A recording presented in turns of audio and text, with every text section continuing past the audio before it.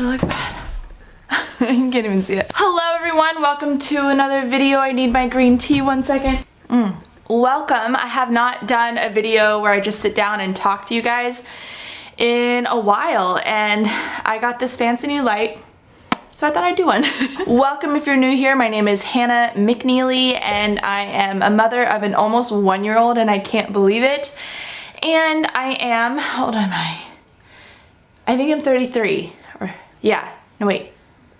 Am I 33? And I don't necessarily believe in regrets. I mean, yes, we can regret some things, sure, but in terms of just like life regrets, I'm a really big believer that everything works out. Everything works out. I have faith and trust that everything works out. And when I look back on my 20s, there are some things I regret, but I do just want to couch it in this, concept of, everything works out and everything's fine. It's not like pining after what could have been. And yeah, I hope that's clear. Like wishing, but not regretting. The very first regret I have from my 20s, it's a bit of a heavy one, but I hope you will take this journey with me. I sort of regret not starting having babies sooner. And I don't know if I hear a lot of women talk about this, so the reason I'm very vocal about it, because it is sort of a vulnerable and very personal thing to share on the internet, is because I don't want any other young women to sort of get wrapped up in what I got wrapped up in. My own story is interwoven with my sister's story, just as, siblings. We're very close people, we're close friends, and she started having babies, I think when she was 24. I got a first-hand look at how life-changing it is, and just not as if she complained at all. She's always been such an amazing mom. She has 4 children now, and just, it's like, I don't know, I could just see, whoa, that is a lot of work over there. Oh my gosh, that is a lot. And my sister and I have always been very different people. I've always been more of the creative passions pursuit type. She also has creative passions and pursuits and is an entrepreneur and very hardworking, but I've always been sort of like the free spirit, less organized, like I just want to spend all day in a coffee shop writing novels. Can I do that for a living? The idea of having children in my 20s sounded like I was robbing myself of dreams, of future dreams. It felt like if I got pregnant, even though we could have raised a child, no question, no problem, it felt really scary, like really terrifying. I wasn't afraid of birth or the whole like physical aspect. It was more just scared that my life would be taken away from me. And now that I have my baby, like literally, I don't want to cry. His first birthday is coming up soon. I'm getting very emotional. As soon as I had the baby, I was like, holy crap, this is the coolest thing ever. This is what I was designed to do. Pregnancy, I did not feel that way. Pregnancy, I felt like, I did not enjoy being pregnant. If you've been here, if you were here with me during my pregnancy, you'll know it was not fun. I was super healthy, everything was fine, no complications, just a little bit miserable. Birth was incredible. Postpartum was, whoa, that was like a recovery. That was crazy. And now that we're chugging along and I'm like, I got my baby, I'm working, I'm doing great, it's like, I want 5 more. I want so many more babies. And the regret doesn't come that I didn't enjoy what I did in my 20s. I worked a lot, I got my master's degree, I traveled a lot, I got to see the world, meet lots of people, work on my French. I got to have lots of quality time with my husband. We did a lot of trail running, which is a very time-consuming activity. It's not that I regret doing those things, it's more that I want more kids, and the time is a ticking, the clock is a ticking, because when you just get into your 30s, you just have to be more conscious of that. And I don't want babies very close together because my body just needs a little time to recuperate, and I would like to get a full night's sleep one day. So yeah, I know that's pretty vulnerable, pretty personal, and I know it's a sensitive topic too. I am super aware of that because not everyone's able to have children. There's so many women, couples struggling with infertility, and for anyone out there who is going through that, my heart goes out to you, and I hope this this conversation around motherhood and like watching mothers online, like I hope you just protect yourself. If there's women who talk about motherhood too much for you, feel free to mute, unfollow, do all the things that you need to do, because I understand now.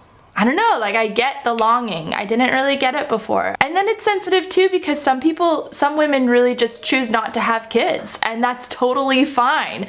I waited, and I wish I didn't, and I kind of wish I started earlier, but I also don't regret my 20s. You know what I'm saying? I think one more thing I'll say on this topic, my own experience in my 20s not being a mom, working on my career as a teacher. I was teaching ESL, and then I did a bit of teaching journalism at university. It grew me a lot, and getting my master's, and like reading a lot. I read a lot in my 20s, which I am so grateful for, and I wrote a lot. I really did work on my craft, and I wrote 3 novels and lots of short stories, and my point is, I think all of that really does contribute to how I'm a mom and how I can raise my kids. And my own education and experience in my 20s can really shape how I educate my own children. I love being a mom, and it's so hard. Wait, can I say one more thing about motherhood? It's just like a topic I can't stop talking about. I feel like being a mom, being parents, it's really a lot like camping if you think about it, because you go camping, you're soaking wet, it's like raining, it's dirty everywhere. It takes 3 times as long to do anything, to like cook a meal, set up your bed, You're exhausted, your feet hurt, you're sunburned, you've got bug bites, and you're in the middle of it, and you're still planning your next trip. It's just like having kids or raising kids. It's like hard, but you love it so much. My next regret from my 20s is probably really relatable, and it's about finances. I do wish I exercised some sort of financial wellness in my life in my 20s. I worked really hard. I was never like not a hard worker, but sometimes financial wellness just isn't about the amount of work that you put in or how hard you're working. I would say a lot of people in this world work very hard, and we maybe don't know a lot about financial peace and financial wellness, which are sort of like terms that are being thrown around lately. I always saved in my 20s, and yeah, I saved. I didn't know what to do with my money. I had a very, very weird relationship with money, something I have worked on a lot over the past 3 years after I read a book called You're a Badass at Making Money, and that I would love to share my whole financial journey with you in the future. But this particular regret is about investments. I recently, within the past couple years, started investing, and it is sort of incredible. I don't remember which show it is, but they're like, I need to do what rich people do, where they take money and turn it into more money. It's pretty much what investments are. I did not invest money at all in my 20s because I think I was letting a few things hold me back. First of all, I thought I didn't have enough money to invest, and I also thought it was sort of risky and I didn't want to make any mistakes. And I honestly didn't know anything about the investing world at all, and it all just seemed really complicated. The world of investing can seem so intimidating, which is why I'm so excited about our sponsor today, Acorns. So let me tell you all about Acorns. Acorns is an app that makes it easy to invest and save your money in the background of life, starting with just your spare change. There's absolutely no expertise required. So how does it work? You start by just downloading the app Acorns and getting set up on there, which takes about 5 minutes. And then you can start with as little as $5 to invest. Essentially, you're just setting it up and letting Acorns do the work, and you might not even notice it, and over time it can really grow. It's so easy to use and requires absolutely no experience in investing or anything like that to know how to work it. You can set up recurring investments, or you can automatically invest spare change from everyday purchases with their roundups program. So every purchase you make, whether it's on coffee or groceries, etc., is rounded up, and that spare change is automatically invested into a custom portfolio managed for you by experts. This is probably the coolest thing about Acorns because it's putting your spare change to work. One of my favorite quotes is, "The best time to plant a tree is 20 years ago. The second best time is right now." It's never too late to get started on your investing journey. So you can get started investing today. Just download the Acorns app and get started investing your spare change. And you can get a $10 bonus investment if you use my link to set up an account. T&Cs apply. Just go to get.acorns.com/Hannah McNeely to get started. It's been such a pleasure working with Acorns because I'm a big supporter and believer in financial wellness, and I love spreading the message of just like getting your finances in order. I have made such strides in my own financial journey, and I hope this little conversation can inspire you to do the same. I used to just let my money like sit in my checking account and I would just sort of look at it like, yeah, I'm saving my money. But then I didn't realize that it's just sitting there, and money can actually sort of grow if you know what you're doing or get an app managed by experts who know what they're doing. It's definitely one of those things that you start to think about as you get older and when you have kids and you're like, I could have more set up in terms of retirement, and it's definitely something I wish I learned about in my 20s. Regret number 3, this is a big one, and this is like a legitimate regret. I wish I understood more about the power of the mind, and I wish I understood the word manifesting in my 20s. I didn't know what the heck that was. I remember the documentary The Secret came out, and I thought it was hogwash. I thought it was just so stupid that people can just make things happen with their mind. I just feel like I wasn't given the full picture. I didn't even watch the documentary. I just like heard about it and it just sounded really dumb. And I remember just scoffing at the word manifesting, like, we're gonna manifest this, and like, okay.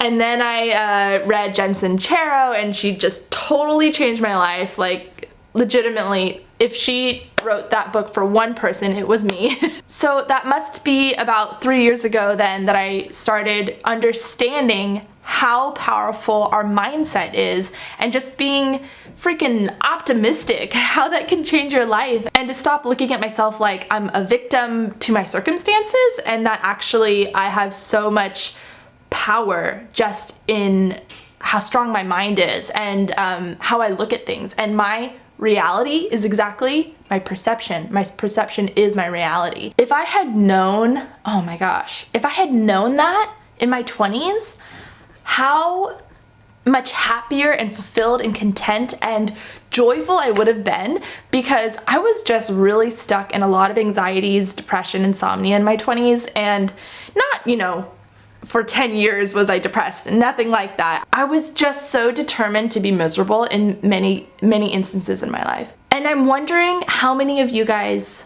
are aware how pivotal and how influential on your life it is how you look at your life. How do you look at your life? How do you view things? How do you view everyday circumstances? When something bad happens, what's your reaction to it? Is it, oh, of course. This always happens to me. I have the worst luck. Guess what? You're inviting more of that in your life. And it's not even woo-woo, guys. It's not even just this weird fairy magical weird stuff. It's like, it's actually factual. So there's a thing, it's called the reticular activating system. I learned a lot about this from my friend Heather McKean, who wrote the book Mind Change. You have to read this book.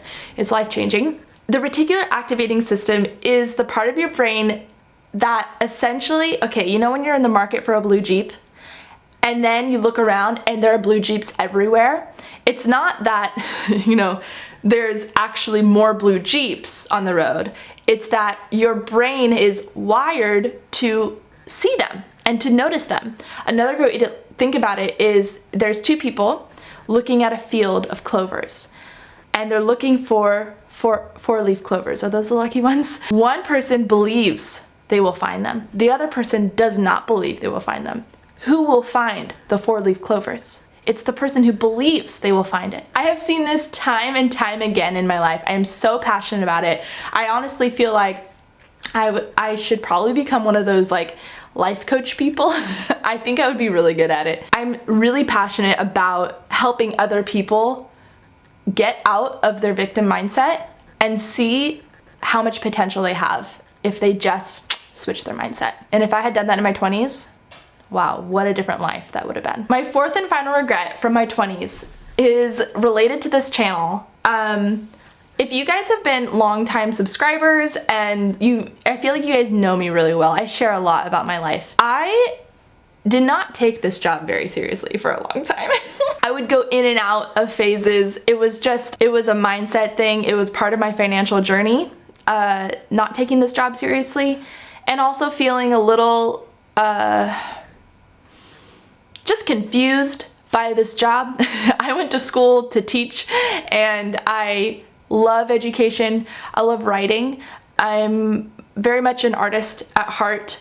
And so this job, while it is very creative, it also requires business acumen, which is not natural for me. And it requires a lot of like business mindset, and that's just not necessarily my thing. But I've recently become more serious about it, which is so funny because now I'm a mom, and now I only have nap time to work, essentially. I do have an assistant that comes 15 hours a week, and it's so helpful. And the hilarious part is like, oh, all of a sudden, I'm gonna take this job real seriously and realize the opportunity I have and the platform I have to share such positive, wonderful, life-changing messages when now I'm a mom, which is a full-time job. I'm a mom like without like childcare, because if I had childcare, it would be a totally different story. Like I'm doing all of it, and it's a lot. And I just, for all those other mothers out there who are like, how are you running a business? And I can only do it by getting very creative and asking for help. It's not something I can just juggle on my own. And I think I'm gonna use the word squander. I think I squandered a lot of my opportunity in my 20s when I was just making videos and it was super fun, and I would have moments where I'm like, yeah, I got this, and then moments where it was exhausting. Honestly, working for yourself at all, there's this meme that's like, I didn't want to work 9 to 5, so now I work 24/7 because, you know, starting your own business is literally nonstop. But what's really hard about this job, and it's not the hate comments or the hate videos people make about you or the whatever, it's not that. Because that just, you kind of get used to it. You're like, okay, someone can have that opinion about me, go for it. What it is the pressure to stay relevant and to stay interesting and to create compelling content that's actually going to draw people in, and it's valuable and it's not clicky. It's that balance of like, I'm drawing people in, but I'm also consistently providing incredible content. It's like it's a lot of pressure to stay relevant. And that is the hardest part. But honestly, what happened, I found out that a small portion of my audience is vegan. And I was like, wait, what? I was always talking to vegans. I was just sort of addressing you, assuming you were vegan. Isn't that funny? I don't know, I just thought, you know, we have so much in common, we must both be vegan. But when I did a poll, like a very informal poll on my Instagram recently, I found out that apparently according to this poll, 38% of you are vegan. I was like, what? So now I realize, I don't want to start crying again. I have such an incredible opportunity to speak to people who, like, I'm gonna assume that if you're not vegan, you're at least curious about it, and that's what drew you to my channel, because that's so much a part of my life. And if that's the case, guys, I'm here for you. I'm like shifting my content to inspire you a bit more, maybe a bit of education, though. I think we have so much great education on why to be vegan. And there's some great information on how to be vegan too. But I've got lots to say about how to be vegan, and I have got lots to say about how to be vegan for good. Segue, I'm creating a digital course called Vegan for Good. Did you see how natural that was? I am so excited about this course. I've been working on it nonstop, and it's a lot right now. I cannot wait to launch and share this with you. I'm putting my heart and soul into this course. This is like everything that I know about how to be vegan, and everything, all my mistakes wrapped up in a pretty bow in gorgeous like displayed information so that you guys can learn from my mistakes and do it right and go vegan for good. This course is not for people who are just like want to eat more vegetables. This course is for people who are like, I want to go vegan. This is something I really want in my life, and I can't make it stick because XYZ. I'm so aware of all the hurdles. I'm aware of all the challenges.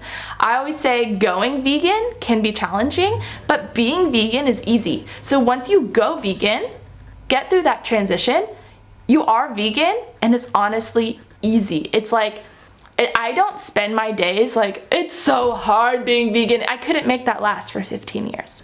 I could not. I'm creating this digital course for you. It will be out, I don't want to say the date because I haven't finished it yet and I'm scared that I won't be, it's just, I got a lot going on right now with a baby. But I'm hoping soon, very soon, I'm hoping to launch the course and it'll be available to you.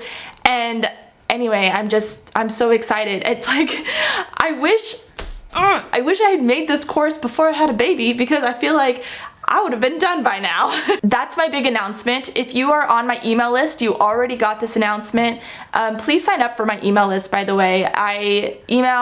It's not consistent. It's not like every Monday in your inbox. It's like, you know, every other week or so. I'm just gonna send you some thoughts, send you some photos, maybe a recipe. It's just a way to connect more. If you like what I do here, if you connect with who I am, the email list is a great way to stay connected, especially if you're like, I don't want to spend all my days on social media, but I still want to know what's going on with Hannah. Email list. That's where it is. Go to my website, scroll to the bottom, and you get a free ebook when you sign up for my email list. It's called My Top 5 Tips for Plant-Based Living. The end. I feel like I could go on and I'm scared to look at how long this video is, but I really appreciate you guys sitting down with me and talking with me, and the end. I'm gonna drink my tea and go get my baby. He's outside. Not alone, don't worry.